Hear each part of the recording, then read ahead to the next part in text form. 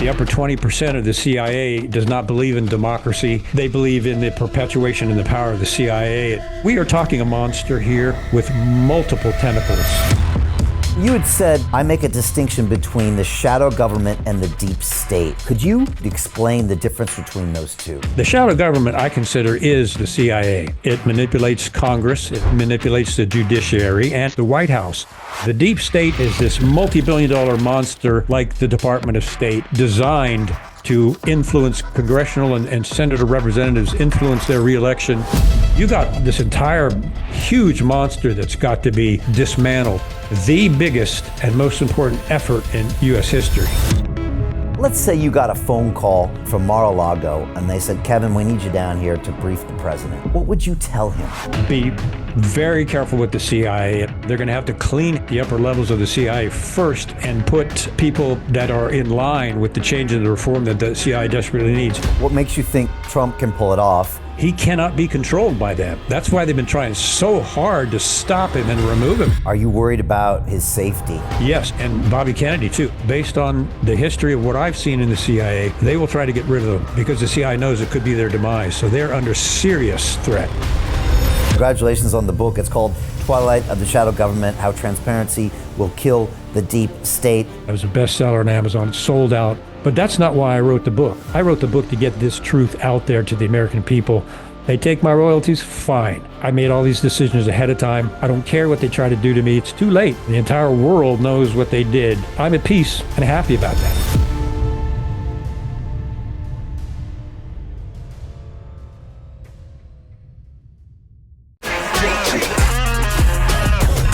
Hey, I know investing in crypto is scary. It takes a real leap of faith because there are so many scams, rug pulls, and bad actors out there. It's a dangerous business, which is why 95% of people lose all their money. Well, that's why I created the London Real Investment Club, so you can access the hottest deals on the planet and use the crypto bull market to create the generational wealth that you deserve. Join my team of over 100 people from around the world that are making millions of dollars behind the scenes investing in blockchain, AI, Web3 games, DeFi, Bitcoin, and more. Don't miss out. Click the link below to book a call with one of my team now. But hurry, this bull market will end soon. I know investing in crypto can be scary. That's why you gotta join the investment club. Pull the trigger. Let's do this.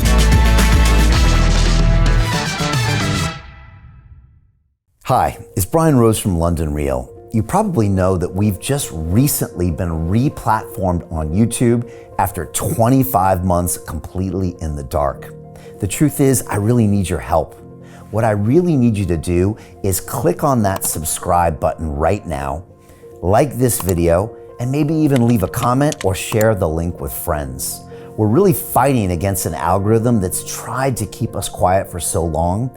And the more subscribers we have, the more people watch our content, the better guests we can bring you, the better content, and we can continue transforming lives. We've been doing this for 14 years now. I want to do this for another 14 years, but I really need your help.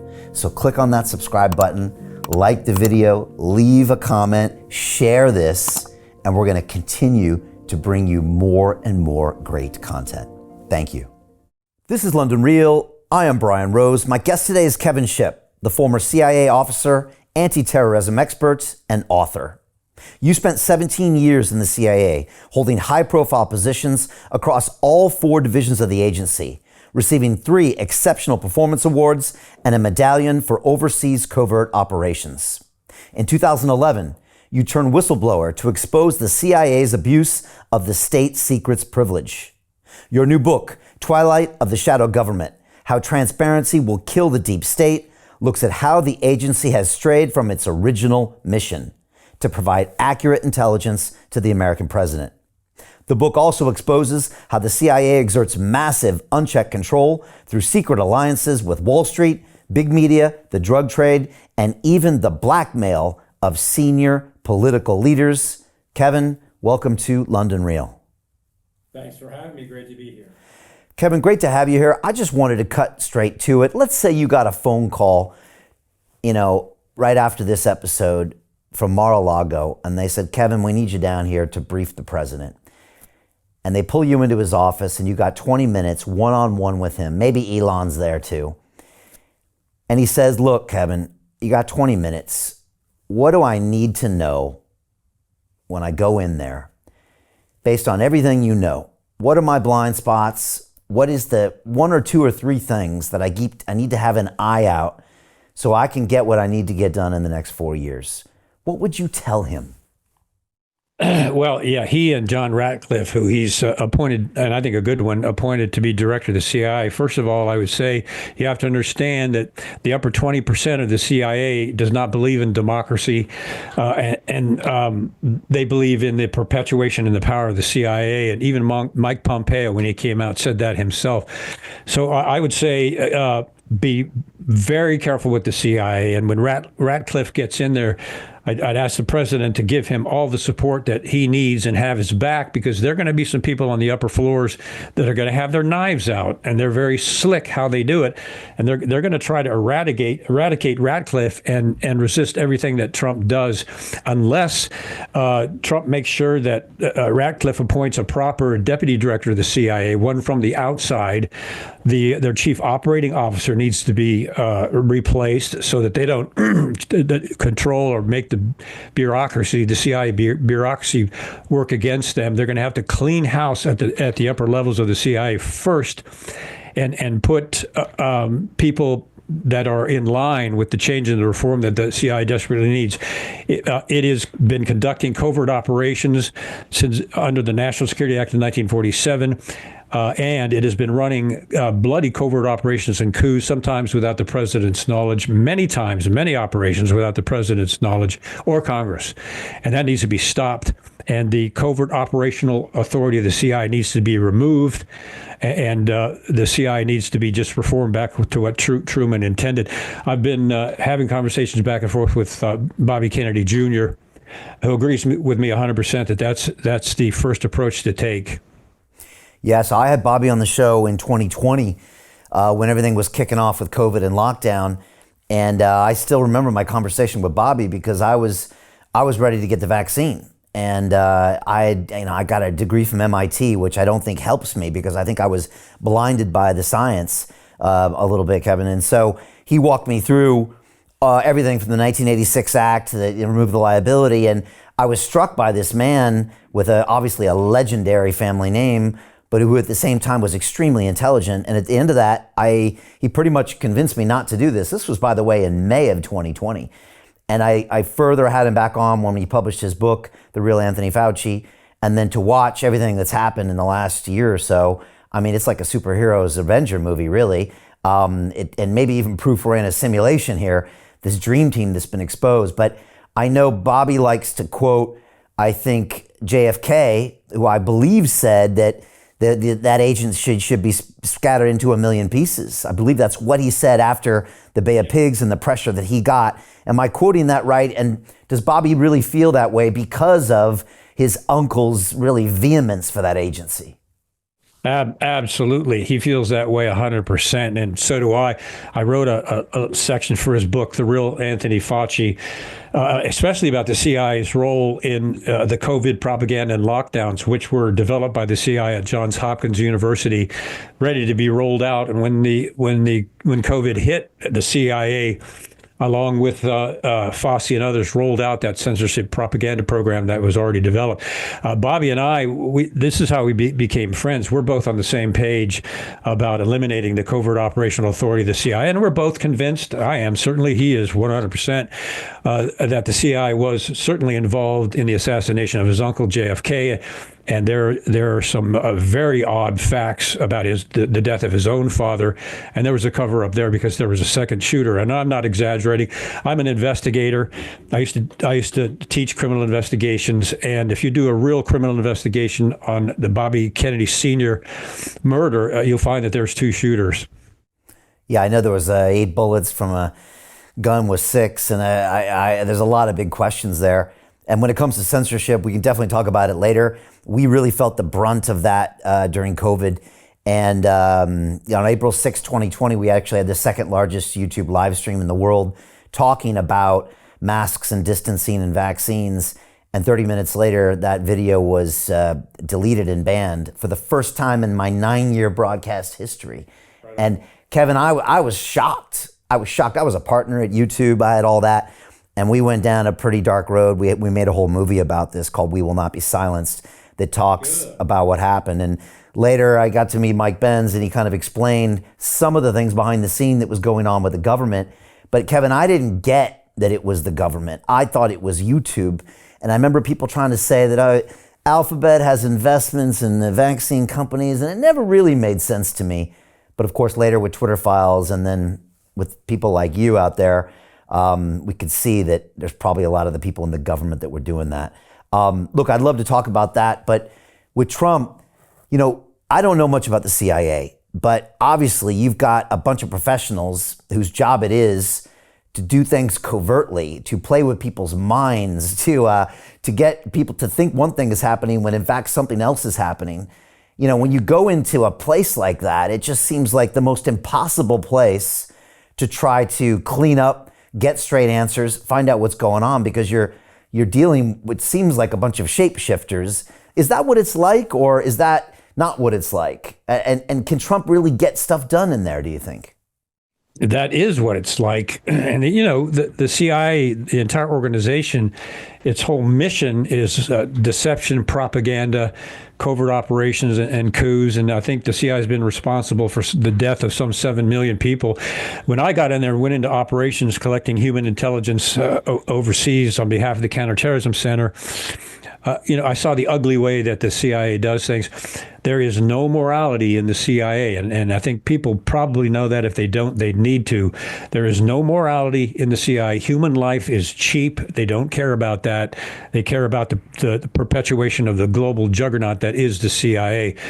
So to stand up internally and try to do something about that, I suppose I'm probably a good example of that. They will come after you with a vengeance. Fortunately, I was trained by them. I was them.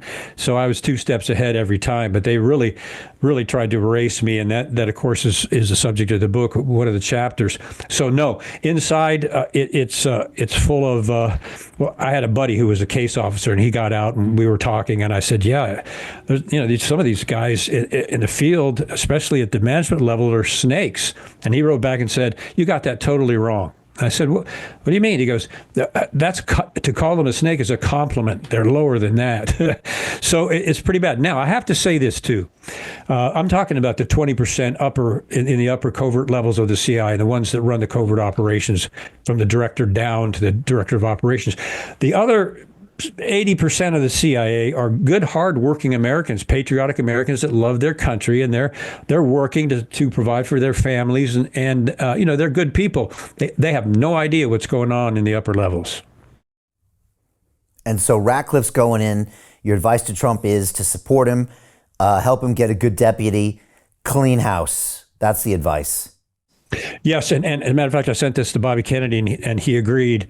And I understand that my recommendations have gone to the administration, humbly. The first thing is the National Security Act of 1947 broadly gave the CIA the authority to conduct covert operations and without any restrictions. And then the National Security Council National Security Council Directive 10-2 in 1948 allowed the CIA to engage in any covert operations as long as the government could engage in what is still called plausible denial. The U.S. government could deny that they had anything to do with it. So they gave the CIA unlimited power for propaganda, economic warfare, sabotage, subversion, and of course penetration of the news media. And the CIA, with a secret budget of now billions, ran with that and really became its own government. That's why I call it the shadow government. It has become its own government, and it's manipulating our elected government. So the National Security Act of 1947 needs to be rewritten and eliminate the covert authority of the CIA. The National Security Council Directive 10-2 needs to also be written and remove the covert operational authority of the CIA. You do those two, excuse me.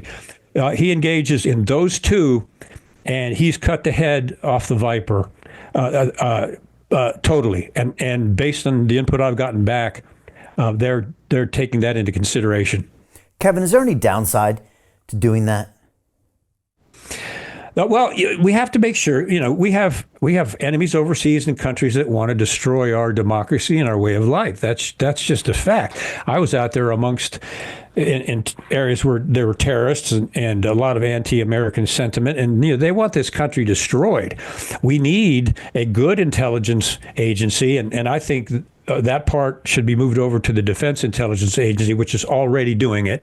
The Office of Strategic Services, which was the CIA predecessor, they were under the DoD doing the DIA work. So we should take the covert operational part of it, move it over to the DIA, and then keep the parts of the CIA that Truman intended. For example, the Directorate of Intelligence.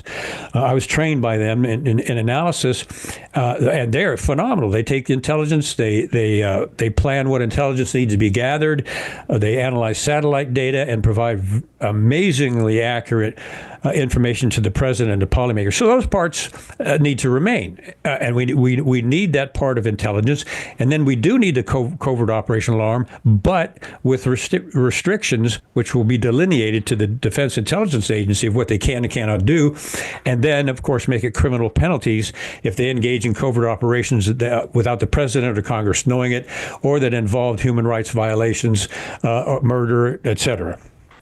It sounds like the whole theme of this administration is the fact that so many areas of government have grown way beyond what their original intention was. And people say if the founding fathers could see what was actually happening with all these agencies, they would just be turning over in their graves. And you've got Vivek and Elon going in there with the Department of Government Efficiency, but it sounds like what you're suggesting with the CIA is just another version of that.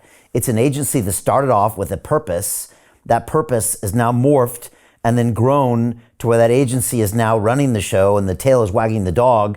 And it's so powerful that it's very hard to even stop this growth from taking over the organism. I don't know if you call it a cancer. It seems like it's a theme across everything in government. Am I wrong? No, you're absolutely right. And I think many of us know the nature of government is if it's not held accountable and transparent to the people, government, especially secret government, will go wrong every single time. It's the nature of the beast. And that's how the CIA has been able to pull this off and do this. We have intelligence oversight committees, but they're compromised by the CIA too. They have to have a CIA clearance to be on the intelligence oversight committees. So the CIA controls their clearance. The CIA only provides them information that the CIA wants them to see, and more often than not, if not all the time, the congressmen and senators on the intelligence committees, they know that to deeply investigate the CIA would be the end of their career. They also focus mainly on getting reelected in domestic politics that will get them reelected, and the intelligence committees are the committees that meet the least of any other committee during the year. So they're essentially a sham. They're not going to do it. So we've got to depend on the current administration to go in and make some changes. And I think intelligence oversight needs to be taken away from the House Permanent Select Committee on Intelligence and the Senate Select Committee and put into an outside organization that is not compromised by the CIA or by the need to get votes and reelected. And I'll finalize that point with this. Senator Frank Church was the last senator to scrutinize the CIA. And you remember the Church committees and all the ugly things that came out of that, which were just the tip of the iceberg. The CIA contacted Church and said, if you keep this up, we're going to destroy you. Well, he was a very good, honest man. He had presidential ambitions, but he was an honest man. There's a book just published called The Last Honest Man, which people, I think, should read, and it's about Frank Church.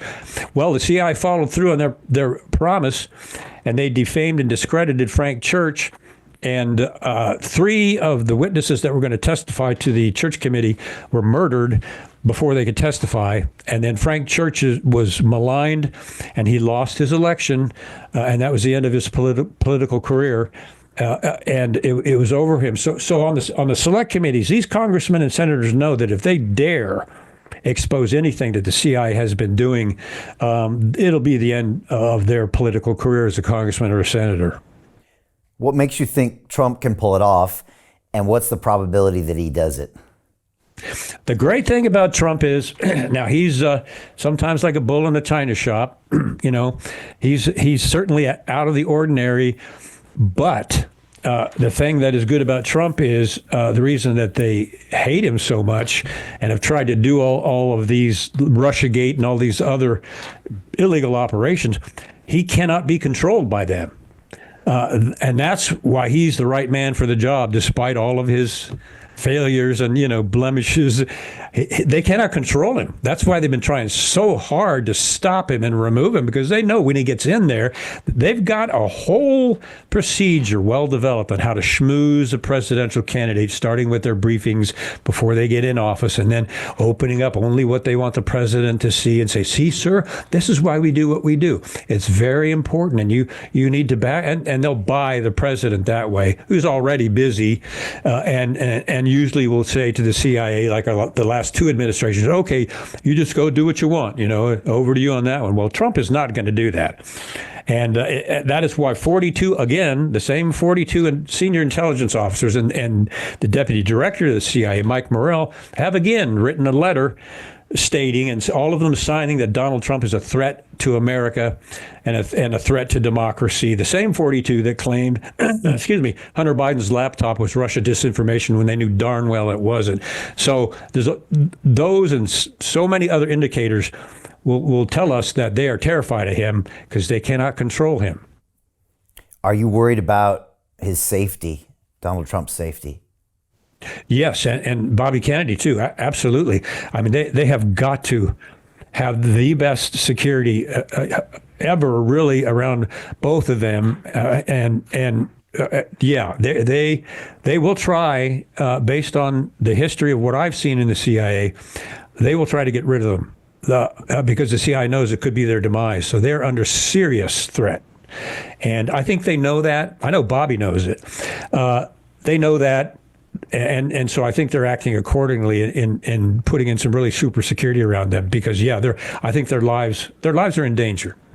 Between so many things that Donald Trump wants to change or shut down and the Doge and everything, I mean, you're talking about trillions and trillions of dollars, and you're talking about, all these operations and all of this business as usual. It's just a mass that, doesn't want to die. It doesn't want to be disintegrated. And you don't have to believe in conspiracy theories to just know that something that's alive wants to stay alive, and it's going to fight to just stay relevant, right? Absolutely. I mean, we're talking a global juggernaut that is connected directly to Wall Street. It has been since its founding. And in the book, we talk about George Tenet's executive officer, Alvin Buzzy Krongard, who claimed that he came in just to be a patriot and only accept a dollar, I think, to do it, $1 a year, I think it was, or something like that, like he was a complete patriot. Well, we have a whole chapter on old Buzzy and some of the nefarious things he did. And as he claimed, this was his first interaction with the CIA, and George Tenet, it was his buddy, and asked him to come in. Turns out Buzzy Krongard's been connected to the CIA going back years and was just covering that up. So we are talking a monster here with multiple tentacles into Wall Street, the military-industrial complex, and what I call the secret industrial intelligence complex. And those are the CIA contractors, massive ones, Lockheed Martin, Raytheon, and all of those others, which way back then despised John F. Kennedy and Bobby Kennedy Sr. and wanted them out too, because they were starting to scrutinize their corrupt practices. So you got all of that, this entire huge monster that's got to be dismantled. Probably nothing. The biggest and most important effort in our government in U.S. history. It's just incredible. We get to watch this in real time, and the whole world is watching as well. There was definitely a lot of anxiety over here in Europe. I spent time in the Middle East. All eyes were on this election. I'm still pinching myself to make sure it actually happened when I wake up every morning. Me too. Kevin, you had said, quote, I make a distinction between the shadow government and the deep state, unquote. We're seeing these terms thrown around a lot lately. I was wondering if you could explain the difference between those two. Certainly. The shadow government, I consider, is the CIA. And it is manipulating our elected government. And we talk about this in the book. It manipulates Congress, it manipulates the judiciary, and it manipulates the White House. So that is the shadow government actually controlling and manipulating our elected government. The deep state is this big monster, multi-billion dollar monster like the Department of State, for example, and all the connections to the military industrial complex companies, which are huge and massive. Their CEOs make 27.1 on average, $27.1 million a year. They're monsters. They have lobbyists that lobby Congress big time if those congressmen and senators want to get reelected. So that's the deep state. It is a big operational system designed to influence congressional and senator representatives, influence their reelection, and influence the rest of our government. Now, the two are joined at the hip. And this is just what I've seen from the inside. And I did work for both Department of State when I ran their anti-terrorism assistance program, police training. They are separate entities primarily because of the CIA's unique control over government. But they're joined together and they work together and they interact, especially state and the CIA, basically like Siamese twins. So that's the deep state and the shadow government, and I consider them separate entities, but they're both connected, obviously, in doing the things that ultimately, like Ukraine, for example, Department of State was in there helping the CIA with a coup in Ukraine. Prime example, they do work together.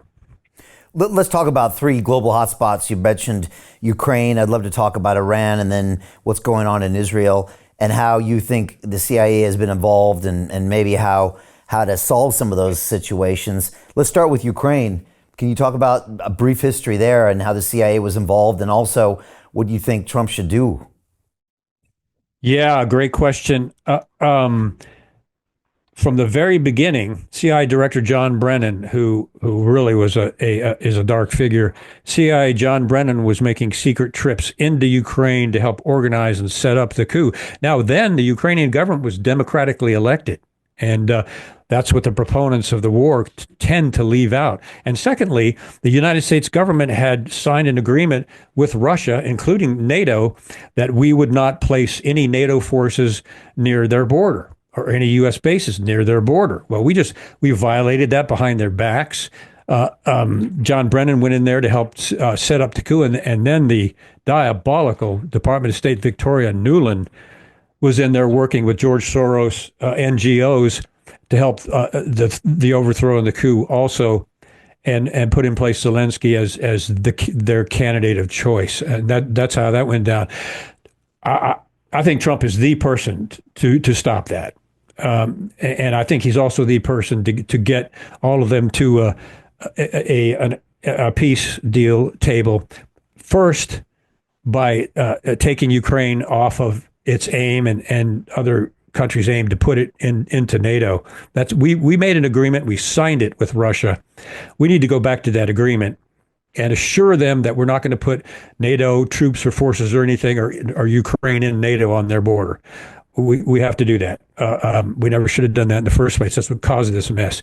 So I think Trump, knowing that, and plus his cabinet appointees knowing that, I think he can go in and negotiate between the two based on what I just told you. And some of the illegal things I think were done there that started a bloody war.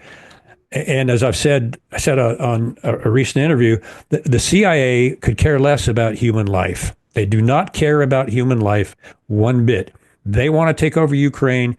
They want their puppet government in Ukraine with Zelensky. And they don't care about the thousands and thousands of young men on both sides that have been killed in this bloody war. They could care less. They just want to rule. They just want to rule Ukraine. So that's all got to be reversed. And it's got to be reversed by going to the table with both Russia and Ukraine and making some demands from the U.S.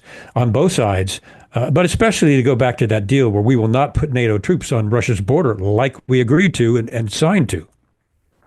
And of course, war is good for business. Is that always the default in the CIA? Like we might as well, provide arms, instill conflicts, because this has been a big cash cow for so many different parties. Is that also something that's high on their interests?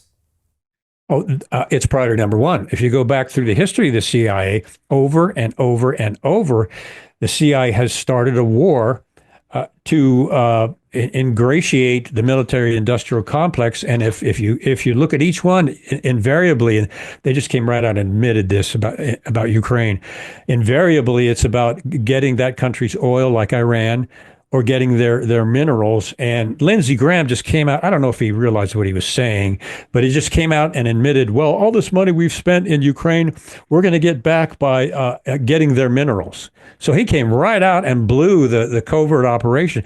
Yes, the CIA has been doing that since its inception over and over. It's the same thing. War, the military-industrial complex gets rich, and then we go in and we try to get the oil and the minerals. And if you go back and look at history of the CIA's operations and coups, it's been the same pattern over and over and over. And you would think reasonably that these people are fools, because these coups that they stage backfire and things wind up being worse than they were before. And they do it again, and then it backfires. Then they do it again, like Iraq, like Afghanistan. I mean, you could go on and on and on. They don't care about the consequences. They have one single demonic mission to overthrow that country and take their natural resources. And I want to go back through history in just a second. Just a couple other current events as far as areas. Iran and then the Israel conflict. How has the CIA been involved in those things? And again, how could Trump put those things to rest or alleviate them? Yeah, Iran is a mess. If you remember, Iran was a democratically elected government, and Iran had a lot of oil that the U.S. was just taking. And Iran decided, wait a minute, we're giving all this oil to the U.S. We want to nationalize this, and we want to make the profit for our people off our own oil. Well, they signed their death note there. CIA went in, staged a coup, got rid of the democratically elected government to get the oil back, put in the Shah, who was a tyrannical puppet, and the people knew it, who eventually got fed up with him, removed him, and then what do we get? The Khomeini regimes, and the number one chief state sponsor of terrorism in the world. So the CIA says, well, if you try to reform us, then you're going to hurt the terrorism effort in protecting America and the world. Excuse me, you started much of the terrorist cells. The CIA created Al-Qaeda and bin Laden. The CIA created ISIS. The CIA created the Free Syrian Army, which is an Islamic Revolutionary Army. The CIA has in the past worked directly with mob killers and mafia figures. So it is just so dirty, it's beyond imagination. And why is it dirty? It's because they do it all in secret, because they have that authority. Take that authority away. And the last part of our book, of course, is how transparency will kill the deep state. That transparency is removing the cloak of secrecy from the CIA and then opening up what they're doing to Congress and the American people. Powerful, very powerful. If you look back in history, what would you say are the 3 to 4, most egregious abuses the CIA, did? Maybe it's the JFK assassination. I don't know. Maybe it's the Vietnam War. I don't know. What comes to mind for you that you would like to highlight to people about what the CIA has done? Certainly. I think it's the Vietnam War. I don't know if your audience realizes this, but the Vietnam War was started by a U.S. false flag. The U.S. claimed that they started the war because on radar, they had Vietnamese ships heading towards this U.S. Naval vessel, and these Vietnamese boats were going to try to destroy this U.S. vessel. Well, it turns out that never happened, and the CIA doctored the radar and put those boats on there when there was no attack from Vietnam, and they started the war based on that, based on a lie, which is what they do best. The CIA and the military-industrial complex stood to make $1 trillion off that war alone, and it's one of the reasons that they despised JFK. They were going to lose a lot of money. And also what the CIA did, which is genocide, and I think it's a crime against humanity, is they started what's called the Phoenix operation, where they created these special assassination pistols, and they armed the Vietnamese who were friendly with the U.S. and some U.S. troops with these pistols, and they went into cities and to Vietnamese civilians who were only suspected that they may have ties to the Communist Party, just suspected, knock on their door, they'd open the door, and then they'd assassinate them. And a lot of times they assassinated the person and his wife and his children. The CIA killed 40,000 Vietnamese civilians that way. I think that's the biggest abomination of many, but that's the biggest abomination that the CIA has engaged in. We always hear these rumors of the CIA being involved in the drug trade, and I don't know if it started there in Vietnam, but I've always heard these stories, and you talk about it a little bit in the group. Can you talk about the history of the CIA with drugs and then why they would do that? Oh yeah, we got a whole chapter in Twilight of the Shadow Government on that. To get around Congress, especially doing covert operations that Congress would not approve. Ted Shackley is in our book, and he ran this whole operation. They created what you could call a private CIA, where they took millions and millions of drug money and ran it through Vietnam. And this also goes all the way up to the Iran-Contra, where they were running cocaine into the United States. But in this case, they took that drug money and they inserted it they were making money without Congress knowing it, because they had budget restrictions. So they created their own budget. And they were taking this cocaine and they were selling it in L.A. on the streets, especially in black areas, into bars and pubs and things like that, and making money off of that. That did happen, and we document that in the book. The CIA has been involved in drug running since its inception, and it has been billions of dollars. And that's how they funded a lot of these coups and a lot of these covert operations outside of their approved budget by Congress. It's just incredible that happens. What else would be next on your list? Trump has said he will make public all of the documents surrounding the JFK assassination. First of all, do you think he will follow through on that? And second of all, what do you think specifically we'll learn? Well, I hate to let everybody down, and I think Trump will do that. And I know Bobby Kennedy, because Bobby Kennedy's got the guts to do it, and that's what you need. But you got to understand that when the CIA did this operation, as they've done many before, like MK Ultra, prime example, as soon as the operation was done, they destroyed all the files. They didn't have this elaborate plan to kill JFK and then say, okay, now that it's done, let's make sure that we retain our records. No, they're gone. They'll never get those records. The 5,000 are probably innocuous stuff, kind of tandemly on the outside, but it's not the real thing. They were destroyed, and they're never going to be seen by anyone. MK Ultra is an excellent example of the torture mind control program. Just before the Church Commission, Richard Helms, the director of the CIA, destroyed 10,000 documents and videos involving MK Ultra before the Church Committee could get their hands on them. So these documents are destroyed. Will we learn anything about that JFK assassination? And what do you think happened? Or what do you know happened? We are starting to, through some good investigative work. We do know now that the CIA, James Angleton, who was another dark figure, their head of counterintelligence, James Angleton had created what's called a 201 file on Lee Harvey Oswald. So he was a CIA asset well before Kennedy's assassination. And part of that program with the 201 file under Angleton was a program called ZR Rifle. And with ZR Rifle, Angleton was collecting the names of assets, double agents, and others that if they decided that they weren't playing by the rules or the goal of the CIA was after, they would go in and they would assassinate that person. And they had a 201 file on Oswald. And it's funny how things come out, because they found out Oswald was on the CIA payroll in Japan from the CIA station's accounting office, where the CIA forgot to look to destroy documents. And they have the payment receipts that the CIA paid to Oswald as a CIA asset. Jack Ruby was running guns to Cuba on a CIA gun running program with the mafia. So there are so many facts now that are coming out that indicate clearly that the CIA was involved in that in conjunction with the mafia, but the CIA ran the program. And the most, this stuff gets so ridiculous, but people believe it if they hear it enough. So Alan Dulles was the arch enemy of John F. Kennedy. Alan Dulles, the first CIA director. And he's the one that smuggled the Nazis in and falsified their files to President Truman.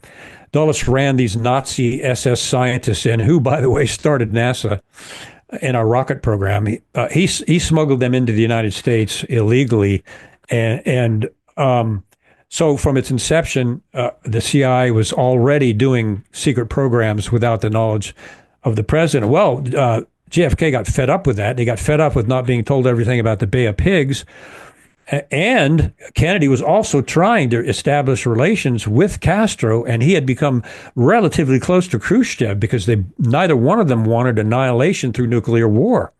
So, but the CIA wanted to depose Castro, nuclear war or not. They could care less. They just want to win, basically, their mission. So JFK said, that's when he said, I'm going to take the CIA and I'm going to splinter it into 1,000 pieces, because they'd gone behind his back and done this. And of course, that put a target on his back because of that. And Alan Dulles, the one who started it, the CIA director, guess who they put in charge of the Warren Commission? Alan Dulles. The CIA ran the Warren Commission, and they used the CIA secrecy agreement to threaten CIA employees that they couldn't talk about anything classified, or based on that secrecy agreement, they would go to prison. So nobody would testify from the CIA, and the ones that they let through were coached by Dulles to the Warren Commission. So the CIA had control of the entire thing. It's fascinating. And then a few years later, there was a president called Nixon who had to leave the office because apparently, even though he was way ahead in the polls and had a seriously commanding lead, he was sending a couple of goofballs in to spy on the Democrats. Can you talk about what actually happened, and was the CIA involved there? Yes. Oh, they certainly were. We have a chapter in the book on that. Nixon had to come out and said, Nixon had seen what the CIA had done, and he had come out and publicly said that he's thinking of doing something about the CIA, that it's doing things that are not illegal. That's the first thing. The second thing is Bob Woodward, the alleged greatest journalist of all time. We have a whole chapter on old Bob in our book, who claims that he was never involved in intelligence, and within 6 months, he joined the Washington Post, and within 6 months, he had the greatest sources and came out with the Watergate investigation, quote unquote. Well, it turns out Bob Woodward has been an intelligence officer going all the way back to Alexander Haig, and a joint effort to try to remove Nixon from office because he wasn't playing with the rules of the National Security Council and the intelligence community. So Haig and Woodward briefed regularly, and Woodward had a top secret clearance way back then. Now, he leaves all of that out of his bio. But in the book, we document every single source that proves that he was an intelligence officer going way back then. And I remember when I was a protective agent on the staff of Director William Casey, we would sit there, and we were responsible for letting whoever was proper in to see the director. And it was a very specific process. And Bob Woodward was visiting William Casey all the time. And William Casey hated the press. I mean, he despised the press, except for Bob Woodward, who he met with regularly. And we're all shaking our heads like, what's this deal with him and Woodward, for goodness sake? Well, now we know Woodward was intelligence, and Casey knew it. And it's funny, too, because some of the book veil is false, and I can talk about that. But Bill Casey gave Woodward some specific classified information he wanted him to put in his book Veil, that he wanted to get out in a propaganda fashion to the American people. So there is some classified stuff from William Casey in there. However, Woodward claims that he got into Georgetown University Hospital when Bill Casey was on his deathbed from terminal brain cancer, which did indeed happen. I was there. I saw the tumor and the CTs and everything. So they didn't whisk him off to some island secretly, as some people have said. But Woodward claims in the book Veil, Secret Wars of the CIA, that he was able to get into Casey's hotel room, and Casey admitted his role in Iran-Contra. Complete fabrication. What Woodward didn't bank on was me coming out having my cover rolled back. Being a whistleblower and being able to talk about this stuff, Bob Woodward tried to get in to see Casey, but we caught him and gracefully showed him the exit, and he never came back. Not only that, the tumor had affected the part of his brain that controls speech, and he couldn't even talk. It is a complete fabrication in his book, and there are... To continue watching the rest of the episode for free, visit our website londonreal.tv or click the link in the description below.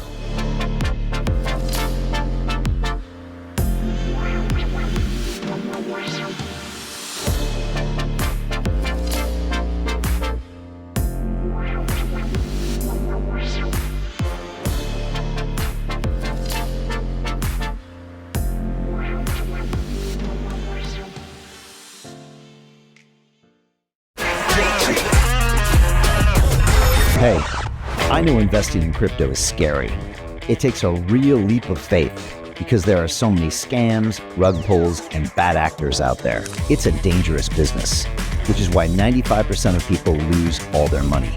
Well, that's why I created the London Real Investment Club, so you can access the hottest deals on the planet and use the crypto bull market to create the generational wealth that you deserve.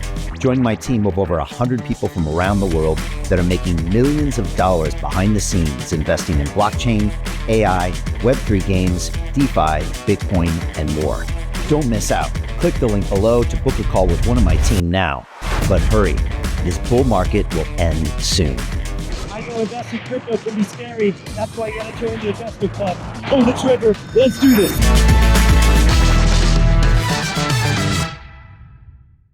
Most people will never see this opportunity. Dubai luxury transformation projects have historically delivered 40 to 90% annual returns. That is incredible. These were once reserved only for insiders with access. I spent 15 years on Wall Street and I learned this: the biggest returns always go to the people who get the call first.